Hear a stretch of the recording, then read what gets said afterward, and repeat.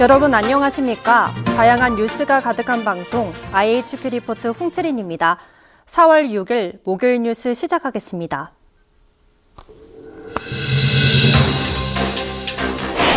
윤석열 대통령이 농업 분야 지원금인 직불금 규모를 5조 원으로 확대하고 지급 대상 품목도 다양화합니다. 양곡관리법 개정안에 대해 거부권을 행사한 데 따른 후속 대책입니다. 최근 대구 10대 여학생이 2시간 동안 응급실을 전전하다가 숨진 응급실 뺑뺑이 사망 사건 재발 방지를 위해 당정이 중증 응급 의료센터를 40개에서 60개로 확충하겠다고 밝혔습니다. 검사가 퇴직한 뒤 1년 동안 공직 후보에 출마하는 것을 제한하는 검찰청법 개정안에 대해 한동훈 법무부 장관이 위헌 소지가 있다며 반대 의견서를 제출한 것으로 나타났습니다. 국내 자영업자의 대출 규모가 1,000조 원이 넘은 것으로 집계됐습니다. 게다가 이들 10명 중 6명은 금융회사 여러 곳에서 대출을 받은 다중채무자인 것으로 나타났습니다. 지난해 공공기관 기관장들의 평균 연봉이 1억 8천만 원 수준인 것으로 나타났습니다. 정규직은 연평균 약 7천만 원의 보수를 받는 것으로 나타났습니다.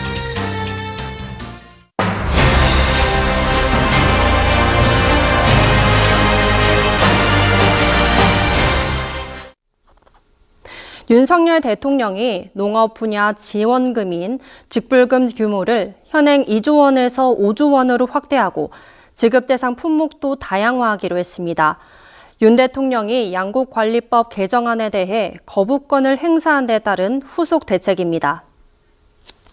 농림축산식품부는 정부와 여당, 농민단체와 6일 민당정 협의회를 열고 양곡관리법 거부권 행사와 관련한 후속 조치를 논의합니다. 대책에는 농업 직불금을 5조 원까지 확대하기 위한 로드맵이 포함될 것으로 보입니다. 농업 직불금 제도는 생산자의 소득을 보조해주는 제도입니다.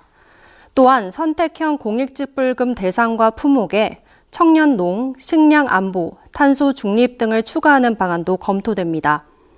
이 밖에 수확기 쌀값 하락 조짐이 보이면 쌀 수매에 돌입하는 방안도 추진합니다. 확대되는 직불금 중에 전략 작물 직불제가 눈에 띄는데요. 정부는 우선 올해 쌀값 안정을 위해 전략 작물 직불제를 시행합니다. 쌀 과잉 생산을 막기 위해 쌀 대신 콩, 가루쌀, 사료용 옥수수 등 전략 작물을 재배하면 직불금을 주는 제도입니다. 겨울철에 식량 작물이나 조사료를 재배하면 1헥타르에 직불금 50만 원을 지원하고 여름철에 농콩, 가루쌀을 재배할 경우 100만 원, 건초 등 조사료의 경우 430만 원을 지급합니다. 당정은 이 밖에 스마트 농업 육성법 제정, 청년농 3만 명 육성 방안, 푸드테크와 그린바이오 등 신산업 육성 방안 등도 논의할 계획입니다.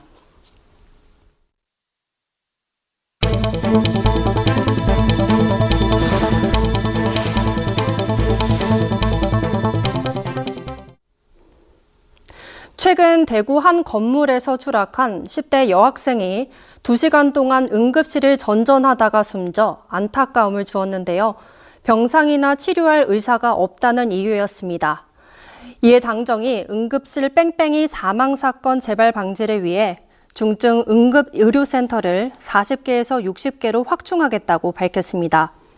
국민의힘 박대출 정책위 의장은 5일 국회에서 소아, 응급, 비대면 의료대책 당정 협의회를 가진 뒤 응급 환자 발생부터 이송, 진료까지 손쉽고 안전하게 이루어지도록 원스톱 환자 이송 시스템 구축을 조속히 추진하기로 했다고 밝혔습니다.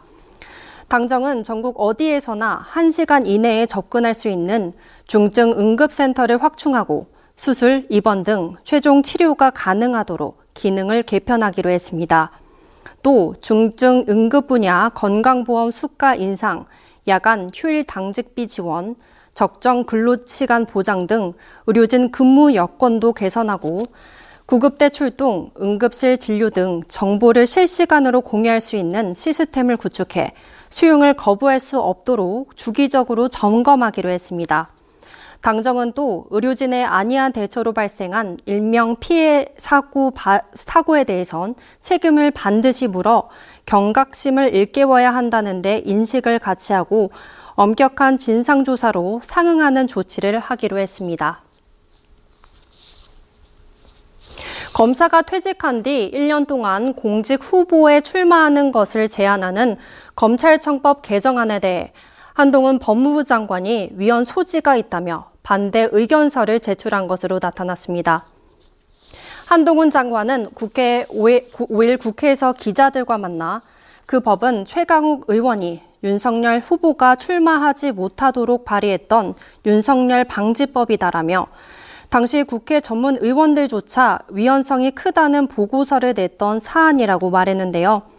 앞서 법무부는 지난 2월 이 같은 취지의 검찰청법 개정안에 반대한다는 의견을 법제사법위원회에 제출한 것으로 알려졌습니다.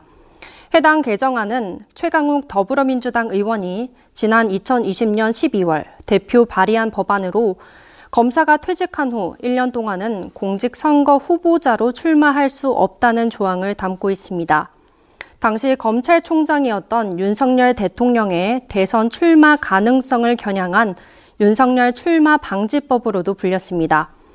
이듬해 2월 당시 박범계 장관이 이끌던 법무부는 이 법안에 대해 취지는 공감하지만 보완이 필요하다며 사실상 찬성 의견을 낸 바 있습니다. 2년 만에 입장이 달라졌다는 지적에 대해 법무부는 특정인의 출마를 막기 위한 비상식적인 법안이었고 거기에 당시 법무부가 호응했던 것이라며 의원실 요청이 있어 이번에 정확한 의견을 낸 것이라고 말했습니다. 한편 한 장관은 자신의 총선 등판론에 대해서도 최근에 송파구 쪽에 가본 적도 없다며 저와는 전혀 무관한 얘기라고 선을 그었습니다.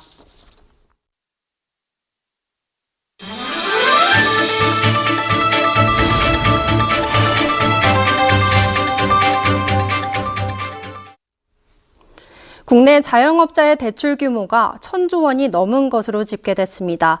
게다가 이들 10명 중 6명은 금융회사 여러 곳에서 대출을 받은 다중채무자인 것으로 나타났습니다. 한국은행이 국회 기획재정위원회 소속 양경숙 의원에게 제출한 자영업자 대출 현황에 따르면 국내 자영업자 대출 잔액은 1,019조 8천억 원으로 집계됐습니다. 이는 자영업자의 가계 대출액과 개인사업자 대출액을 더한 금액입니다. 자영업자 대출액은 지난해 3분기 처음 1,000조 원을 넘기더니 계속 불어나 4분기에 최대치를 기록했습니다. 전체 자영업 대출자 가운데 56.4%인 173만 명은 가계대출을 받는 금융기관 수와 개인사업자 대출 상품 수의 합이 3개 이상인 다중채무자였습니다. 10명 가운데 6명은 사실상 더 이상 추가 대출을 받기 어려운 한계 차주라는 뜻입니다. 이들 1인당 평균 대출액은 작년 4분기 말 현재 4억 2천만 원으로 추정됐습니다. 문제는 대출 금리가 오르면서 다중채무자 이자 부담이 일반 자영업 대출자보다 더 많이 늘어납니다. 금리가 0.25%포인트, 1.50%포인트 인상되면 다중채무자 1인당 연이자는 76만 원, 각각 454만 원씩 늘어납니다. 만약 기준금리 둘 인상으로 대출금리가 3%포인트 오르면 이자는 평균 908만 원까지 늘어날 수 있습니다. 지난해 공공기관 기관장들의 평균 연봉이 1억 8천만 원 수준인 것으로 나타났습니다. 정규직은 연평균 약 7천만 원의 보수를 받는 것으로 나타났습니다. 국회 예산정책처가 발간한 2023년 대한민국 공공기관에 따르면 그중 예금보험공사 등 기금관리형 준정부기관의 평균 연봉은 2억 6천만 원대로 가장 높은 수준이었습니다. 전년 대비 증가액은 약 734만 원으로 연평균 증가율 역시 5.22%로 가장 높았습니다. 반면 준시장형 공기업의 경우 기관장 평균 연봉이 2021년 1억 9천만 원 이상으로 공공기관 유형 중 가장 낮았습니다. 그러나 은행형 공공기관의 경우 기관장 평균 연봉이 공공기관 전체에 비해 높은 수준이었습니다. 은행형 공공기관 기관장 평균 연봉은 2021년 기준 4억 2천만 원에 달하면서 전체 평균에 비해 2.3배 이상 높은 수준이었습니다. 올해 기준 지정된 공공기관 일반 정규직 평균 보수 현황에 따르면 2021년 공공기관 일반 정규직 평균 보수는 약 6,922만 원이었습니다. 이는 2022년보다 약 66만 원 증가했고 2017년부터 2021년 동안 연평균 증가율은 0.85%인 것으로 나타났습니다. 다만 기타 공공기관 중 은행형 공공기관의 경우 직원 평균 보수가 높은 것으로 나타났습니다. 은행형 공공기관의 2021년 직원 평균 보수는 1억 888만 원으로 기타 공공기관뿐만 아니라 전체 공공기관 평균에 비해서도 높은 것으로 나타났습니다.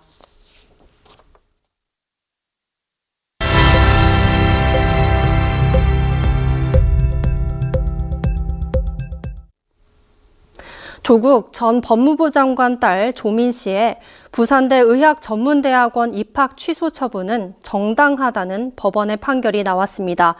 이로써 조 씨는 판결문을 송달받은 날부터 30일 후에는 입학 무효와 함께 의전한 졸업생 신분을 잃게 됩니다. 재판부는 6일 부산대가 조 씨에게 입학 허가 취소 처분을 한 것에 절차적 하자가 없다고 판단한 것인데요. 다만 조 씨 측이 항소와 함께 다시 집행정지 신청을 낼 수도 있어 입학 허가 취소가 확정되기까지 시일이 더 걸릴 수 있습니다. 부산대는 당시 정경심 전 교수 관련 재판에서 조 씨가 의전원 모집때 제출한 동양대 총장, 표창장 등이 위조라는 판결이 나오자 허위 서류를 제출하면 입학을 취소한다는 신입생 모집 요강을 근거로 조 씨의 입학을 취소했습니다. 이에 조 씨 측은 부산대의 입학 취소 처분이 가혹하다며 행정소송을 제기했습니다. 지난해 7개 카드 회사의 CEO 연봉 킹은 현대카드 정태영 부회장인 것으로 나타났습니다. 정태영 부회장의 연봉은 19억 4,100만 원으로 가장 많았습니다. 최근 애플페이 도입으로 카드 업계에 태풍을 몰고 온 정태영 부회장은 지난해 급여 12억 9천만 원에 상여 6억 3,500만 원을 받았습니다. 이어 김대환 삼성카드 대표이사가 18억 600만 원, 조좌진 롯데카드 대표이사는 9억 9,200만 원으로 뒤를 이었습니다. 지난해 이사 감사의 1인당 평균 연봉도 6억 9천만 원으로 현대카드가 가장 많았습니다. 지난해 직원 1인당 평균 연봉이 가장 높은 카드 회사는 삼성카드로 1억 3,900만 원에 달했습니다. 신한카드와 국민카드는 각각 1억 2,700만 원으로 공동 2위입니다. 전주시 을 재선거에 진보당 강성희 후보가 승리했습니다. 전북에서 진보당이 국회에 입성한 것은 이번이 처음입니다. 강성희 당선인은 윤석열 정권의 심판과 정치 개혁을 바라는 변화의 열망에 부응하겠다며 윤석열 정부 심판론을 꺼내들었습니다. 강 후보는 현대자동차 전주공장에서 18년간 근무한 노조 간부 출신으로 진보당 대출금리 인하 운동 본부장 등을 역임했습니다. 다만 이번 전주을 재선거 투표율이 30%에도 못 미쳤는데요. 민주당 텃밭이지만 민주당 후보가 나오지 않은 게 저조한 투표율에 영향을 미쳤다는 분석이 나옵니다. 이어서 날씨입니다. 내일은 비가 그치고 흐리면서 다소 쌀쌀하겠습니다.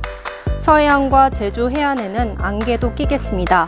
오전 기온은 춘천과 전주 4도, 서울 7도, 제주 11도로 예상됩니다.